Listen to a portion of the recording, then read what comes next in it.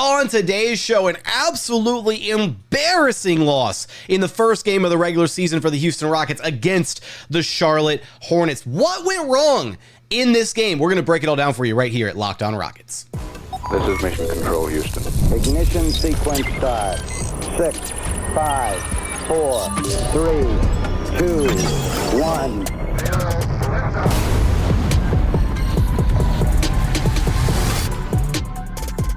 Man, this was supposed to be a fun episode.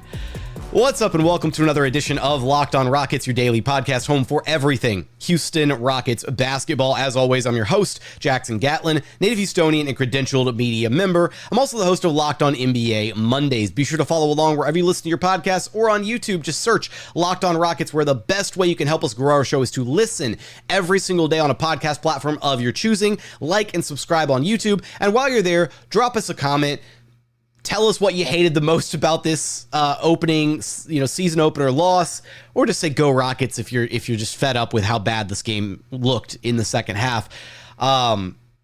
Now today's episode is brought to you by FanDuel. You can start the season with a big return on FanDuel. Place your first $5 bet, and you'll get started with $200 in bonus bets guaranteed. Visit FanDuel.com to get started. And as always, thank you so much for making Locked On Rockets part of your day every single day, whether it's on your way to work, on your lunch break, in the gym, after a horrible loss to the Charlotte Hornets in the first game of the regular season. Thank you so much for being an everydayer. All right. Where to start with this team, man? First and foremost, I will say it's one game, and we're not going to crazy overreact to one game. It was bad, and I do not say I am about to empty the clip on why it was bad. So hang tight for a second, and I will get to some reasons for optimism a little bit further down the line.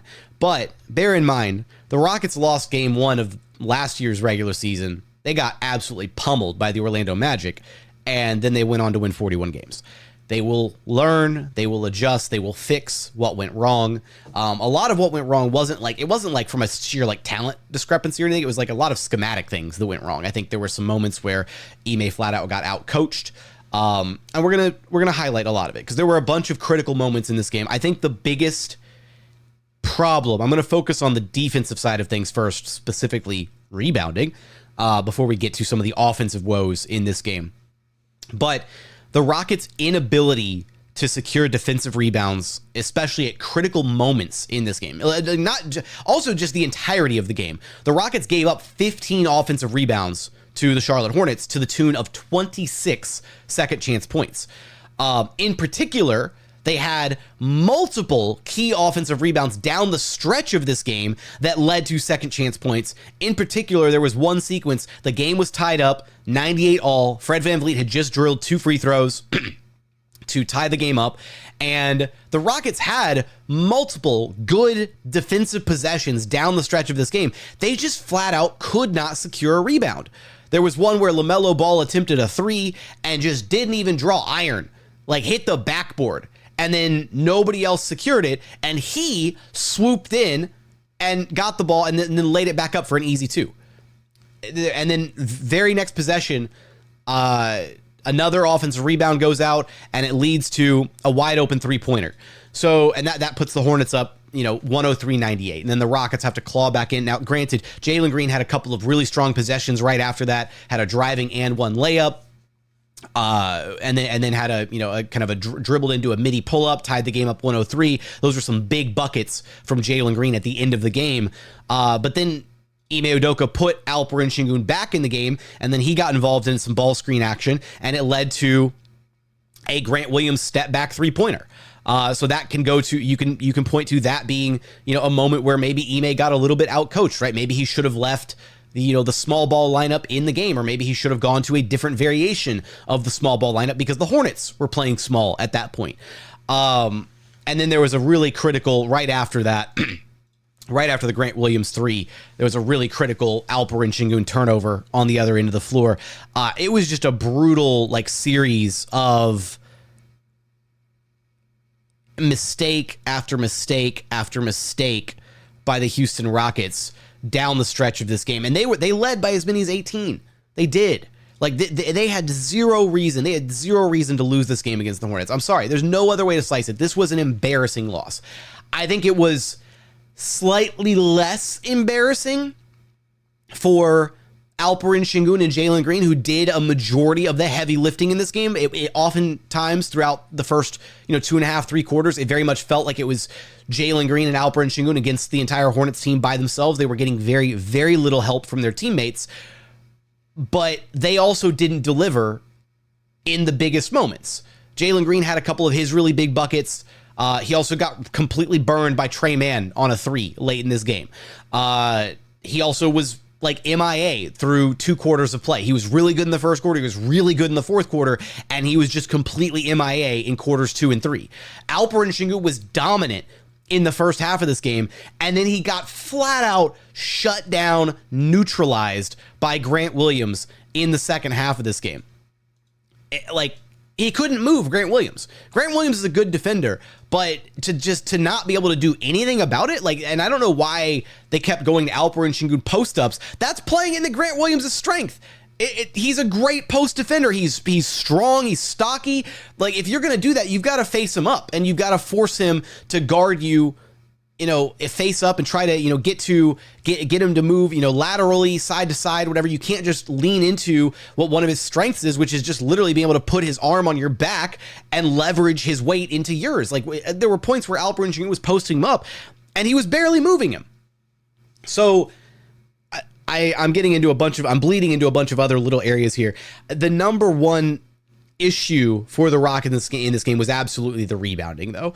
And that was a large fault of the guards and the wings in this game. Alperen Sengun did a lot of work on the boards in this game. He finished with 18 rebounds. He had a monster double-double in this game. Finished the night with 25 points, 18 boards, 6 of them on the offensive glass. Alperen Sengun was incredibly active on the boards. There were maybe a couple, key offensive rebounds that he was in the game for late in the game that he wasn't able or wasn't maybe in position to secure. That's the other thing to note, is because the Hornets were playing small when Alperen Sengun was out there, he was often dragged out to the perimeter. He was involved in ball screen actions. So I'm looking at literally everybody else on this Rockets roster. I'm looking at, Fred, I'm looking at Jalen, I'm looking at Dylan, and I'm looking at Jabari. Those guys were not anywhere near active enough on the boards. Dylan Brooks, 3 rebounds. Jabari Smith Jr., 5 rebounds. Jalen Green, 2 rebounds. Fred VanVleet, 4 rebounds. Fred VanVleet is the smallest dude on the court, and he had more rebounds than Jalen and Dylan Brooks. That's unacceptable. It is embarrassing. It's unacceptable. And the Rockets got out-rebounded. They were minus 13 in the rebounding department. Hornets had 56 rebounds to 43 rebounds by the Rockets. And again, 15 offensive rebounds to the tune of 26 second chance points. The Rockets defended well enough to win this game. They did. They played good enough defense on the initial possessions. They just could not, for the life of them, secure the defensive rebound to be able to prevent the Hornets from getting those easy second chance points. That is, I think, the number one reason why the Rockets lost this game. But there were other concerning things to see in this game. Case in point, the Rockets offense. It looked really bad. We're going to unpack why it looked really bad here in just one moment. First, today's episode is brought to you by Game Time. Look, Game Time has a new feature called Game Time Picks that filters out the fluff to show you only incredible deals on great seats, so you don't have to waste time searching through thousands of different ticketing offers. But that's not the only feature they have that's incredible. They've got their Game Time ticket coverage, their lowest price guarantee, views from your seat, and my personal favorite is their all-in pricing. This feature, when you download the Game Time app, you toggle on their all-in pricing feature. They're fully transparent from start to finish, so you know exactly how much you're paying for your tickets. When I go to pay for tickets, I hate when you're using a ticketing site, whatever, and then they hit you at the very end with the digital handling fee and the service charges and the convenience fees, whatever. You wind up paying more in fees than you do for your actual tickets. It sucks. That doesn't happen with Game Time. They're fully transparent with their all-in pricing feature. So take the guesswork out of buying your tickets with Game Time. Download the Game Time app, create an account, and use code LOCKEDONNBA for $20 off of your first purchase. Terms apply. Again, create an account and redeem code LOCKEDONNBA. That's LOCKEDONNBA for $20 off. Download Game Time today. What time is it? It's game time. And continuing on here at Locked On Rockets, your daily podcast, home for everything Houston Rockets basketball. Okay, so highlighted, what I think was the main cause for this Houston Rockets collapse. I will say that as a slight, like, you know, aside to the rebounding woes, the fact that the Rockets could not seemingly contain either of LaMelo Ball or Trey Mann, who basically turned into like prime James Harden at the end of this game, was absolutely ridiculous. And that is a direct result of, you know, a lot of possessions. Dillon Brooks was the primary on one of those two guys when they scored. Dillon Brooks' defense was not up to snuff this game. He was giving up a lot to both of those guys. There were multiple possessions where he was fighting and he was going like under screens on LaMelo for some reason, and LaMelo just kept pulling the trigger. And I don't know if that was like the scouting report or whatever. I mean, look, LaMelo only shot 4 of 12. It felt like he hit a lot more threes than that. But he was also 10 of 10 at the charity stripe, 10 of 20 overall. He finished with 34 points, 11 assists, 8 rebounds, an absurd night for LaMelo Ball, flirting with a triple-double. And then Trey Mann off the bench, 8 of 16, 4 of 8 from downtown, 4 of 4 at the free throw line, finished with 24 points.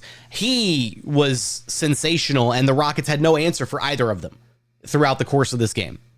And I think some of that led to just some whack decision-making. Like, why are you going to go under a ball screen on LaMelo Ball when he's so willingly pulling from three?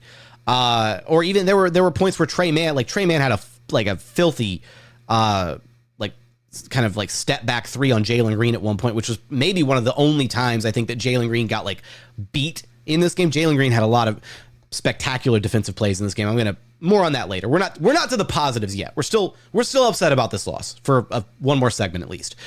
The offense in this game was really tough to watch.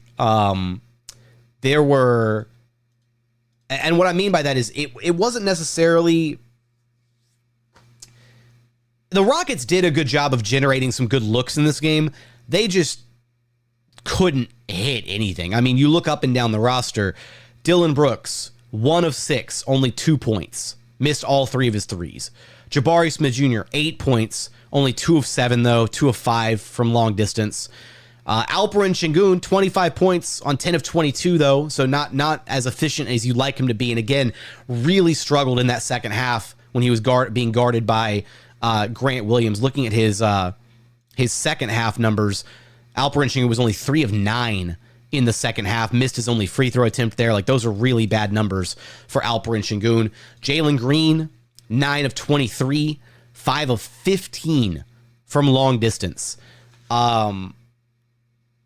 Just way too many threes for Jalen Green. Like, I could not help but like the Rockets just fell in love, and specifically Jalen Green just fell in love with that three ball. And I'm sorry, like he hit the first 2 threes of the game. He literally hit his first 2 threes of the game, and then he proceeded to go, I think it was like 1 of 9 over the next like 9 attempts that he had or something. And I get it.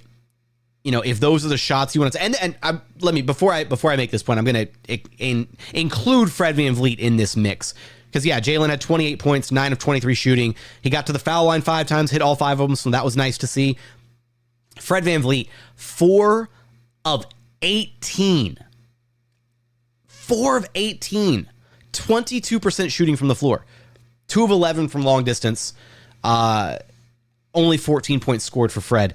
Look, so I'm going to extend this point that I was about to make to Fred and Jalen, who went a combined 7 for 26 from three-point land.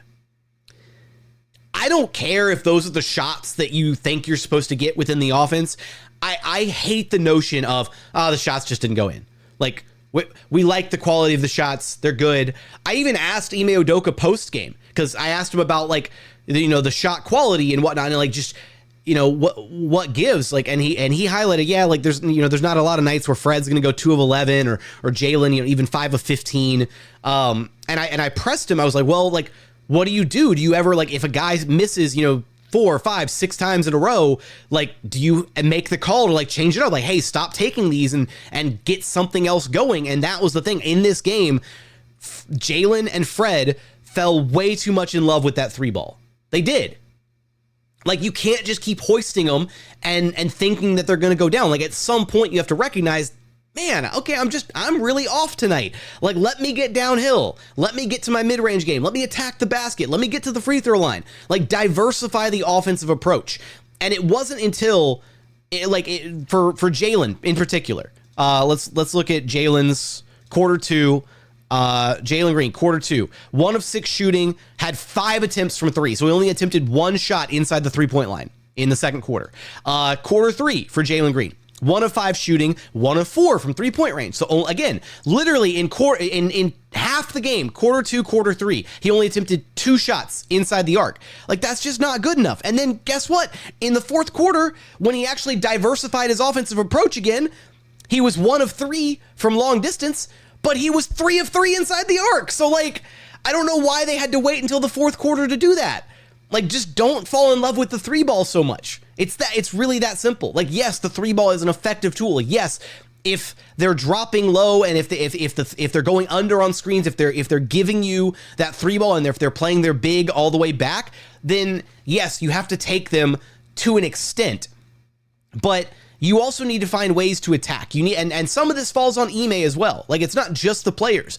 Ime, in the fourth quarter, there were a lot of little DHO actions and moments where Jalen Green was able to get downhill off ball. Like, he was able to get a full head of steam and then get like a DHO and get downhill and attack and draw a foul. He had that really great and one against Grant Williams where he came off a screen and Grant Williams had to pick him up last second and he powered through the contact finish. It was a great play. Like, more of that, but across the other 3 quarters of the game. Don't wait until the fourth quarter to step up and do it. So, but here, and look, I'm not gonna harp on Jalen too much because Alperen Sengun and Jalen did more than their fair share of heavy lifting in this game. They absolutely did. Fred VanVleet has to be better. I'm sorry, you cannot go 4 of 18 and expect to win a game. And he didn't start hitting until the fourth quarter. He finished the game 4 of 18. He hit a couple big threes in that fourth quarter, got to the free throw line, scored a couple points there. So he had 8 really important points in the fourth quarter, but just over the entirety course of the game, I mean, he had Fred VanVleet had the most shot attempts of any Rocket in the fourth quarter. Fred had 8 attempts in the fourth. Fred went 2 of 8. Jalen went 4 of 6. Sengun went 1 of 3, and he had that really, crucial turnover when they were down 3, 106, 103, with a chance to tie it up. Jabari 0 of 1, Dylan 0 of 1. Like, you have to expect better from Fred VanVleet. There's no other way to put it. It was a really disappointing showing for him. And again, I think some of this comes back to like coaching, because Amin Thompson was really effective in this game, and he was one of the other, he was easily the Rockets' 3rd best player in this game. He had 13 points off the bench, 4 rebounds, had some really strong defensive moments, trying to slow down LaMelo, trying to slow down Trey Mann, on their perimeter guys, and yet Amin wasn't out there to close the game. Even though I feel like he would have been a much better piece to have out there instead of one of Dylan or Jabari, who were both absolutely struggling in this game. They weren't rebounding. They weren't really defending. Like, I would have swapped Amin for Dylan easily to close out this game because Dylan was struggling. Dylan got burned a lot in this game defensively. So offensively, Fred is who he is. He's got to be able to knock down perimeter shots, or he just doesn't have much else. He doesn't have the diverse offensive package that Jalen Green does, but both of them fell in love with bombing from 3, and both of them completely missed the mark in this game. Coming up, I'm going to get into some positivity. We're not going to end on a sour note. I'm going to end with some positivity from this game. We're going to get there in just one moment. First, today's episode is brought to you by Prize Picks. So what is Prize Picks? Prize Picks is the best place to get real money sports action. With over 10 million members and billions of dollars in awarded winnings, Prize Picks has made daily fantasy sports accessible to everyone. You just pick more or less on at least 2 players for a shot to win up to 100 times your cash. Sign up today and get $50 instantly when you play $5. You don't even need to win to receive the $50 bonus. It's guaranteed. And Prize Picks puts its members first, so all withdrawals are fast, safe, and secure. When your picks hit, you can get your money in as quick as 15 minutes. So check out Prize Picks, download the app today, and use code LOCKEDONNBA to get $50 instantly after you play your first $5 lineup. Again, download the app today and use code LOCKEDONNBA to get $50 instantly after your first $5 lineup. Prize Picks, run your game. And final segment here at Locked On Rockets, your daily podcast home for everything Houston Rockets basketball. Okay, I got the venting done. I'm going to mellow out a little bit for this final segment. Remember, it's one game in a very long 82-game season. It's not the end of the world.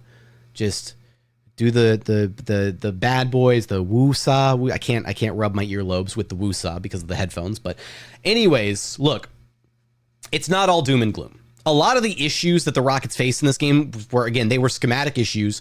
They got out-coached at certain points, I felt like. And a lot of it can boil down to just hustle and effort. Like, the Rockets got complacent. They were up 18. They took the foot off the gas, and the second unit did kind of struggle there at the end of the third going into the fourth quarter, which is why Ime Udoka had to bring the starters back. I do wonder, why Ime really, it really felt like he didn't stagger the starters nearly as much with the bench unit as I thought he would. There were definitely, moments out there where it was like pretty much four straight bench guys and like one starter out there in the game. We saw, in the first half, it was basically the Jalen Green got pulled early and then got brought back to be paired with the second unit guys. So it was, some combination of, it was Reed, Jalen, Amin, Tari, and Jock Landale out there for a little bit, which is essentially the Jalen Green show lineup, right? That's the get out in transition, run and gun lineup.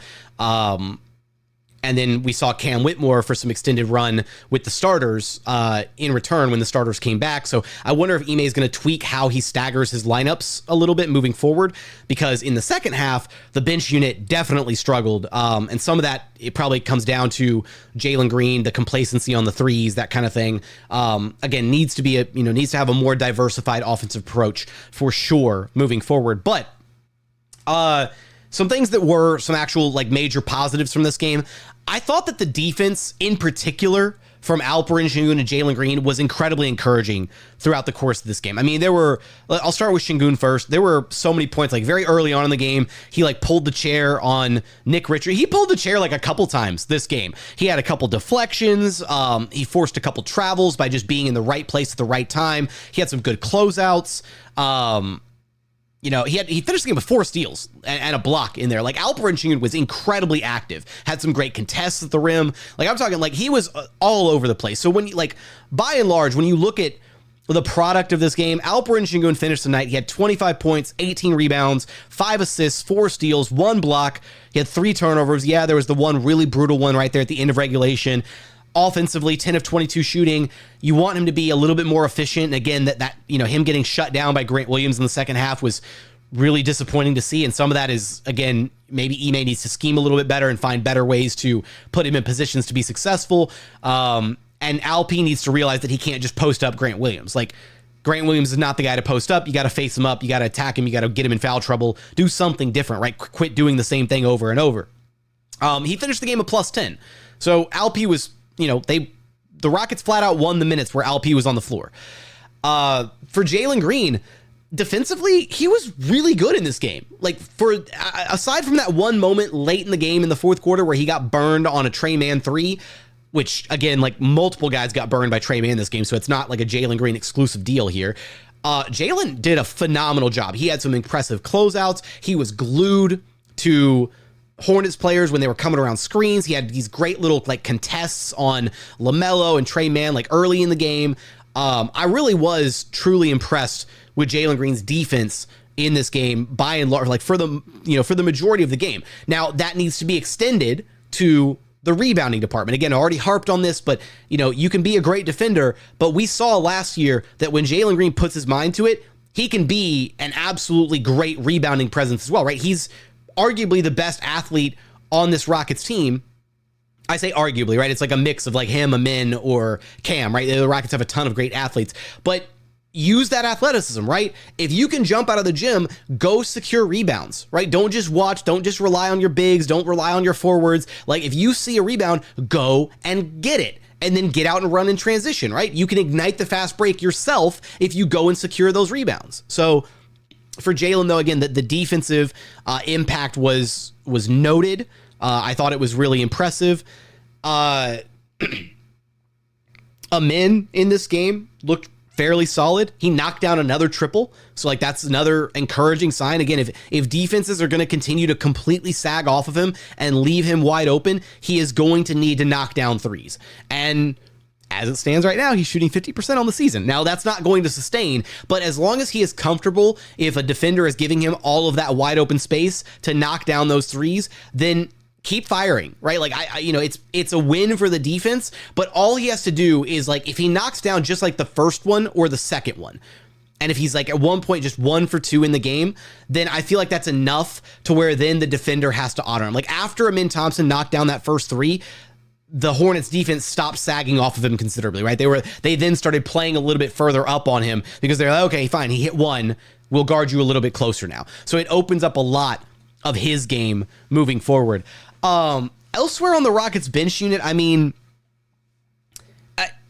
I don't want to say that they were like not having Steven Adams probably hurt them a little bit this game, especially when you look at how they struggled in the rebounding department. But Steven Adams wasn't going to be like the be all end all fix for the Rockets rebounding woes. Again, a lot of that came down to the Hornets and their scheme and playing small. And honestly, Steven Adams would have probably been even more exposed in this scheme because Steven Adams can only play in drop.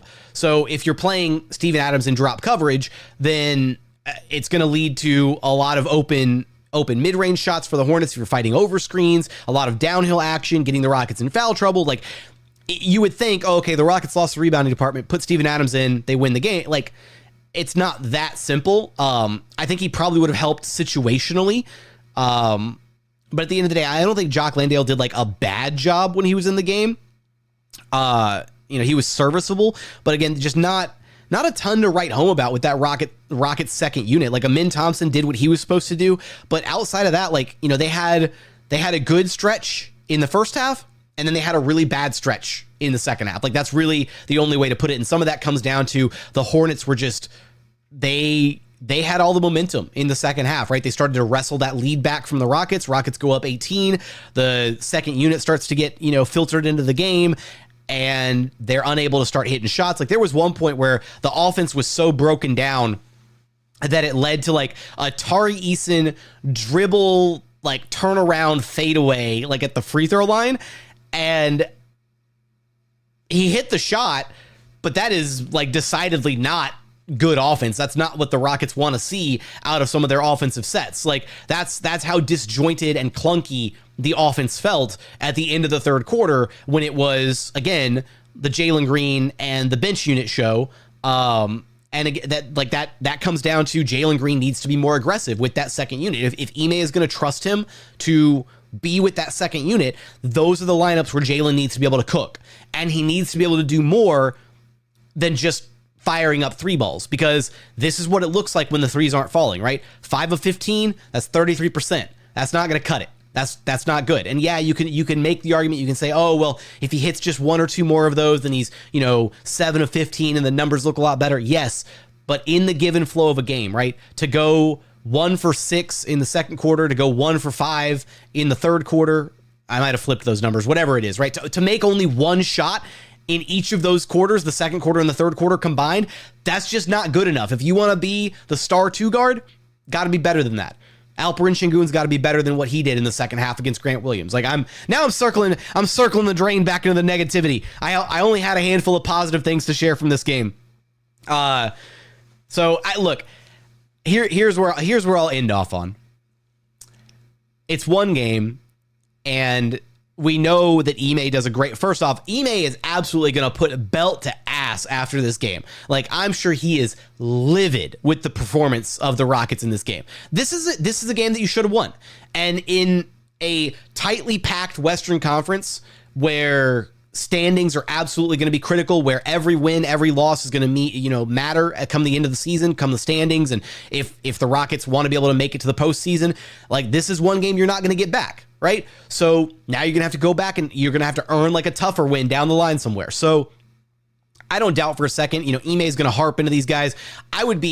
I'm fully expecting him to come out Friday night against the Grizzlies, and they're going to dominate the glass. Like, that's going to be a complete point of emphasis from Ime. And I would wager a lot that they're going to come out and absolutely crush it on the glass against the Grizzlies Friday night, because they lost the rebounding battle so egregiously in this game against the Hornets. Again, rebounding is supposed to be a strength of this Rockets team, and that was the one area where they really gave up a lot in this game. There's really not anywhere else.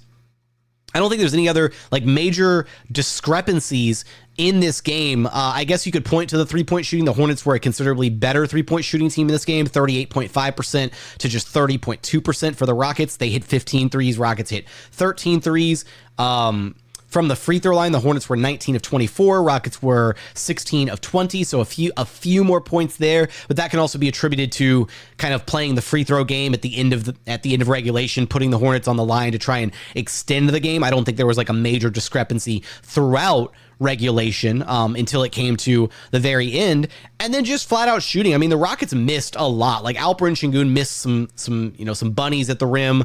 And it does, I will give a little bit of credence to the fact that I don't think Fred VanVleet is going to go 2 for 11 again. But if Fred is off, which he was in this game, then he's got to diversify a little bit, right? Maybe get Jabari a few more shots. Maybe give those shots to like Cam Whitmore a little bit more. Spread the love around rather than continuing to bomb and miss those shots. Fred is the conductor. He's the orchestrator of the Rockets offense, and he had 6 assists in this game.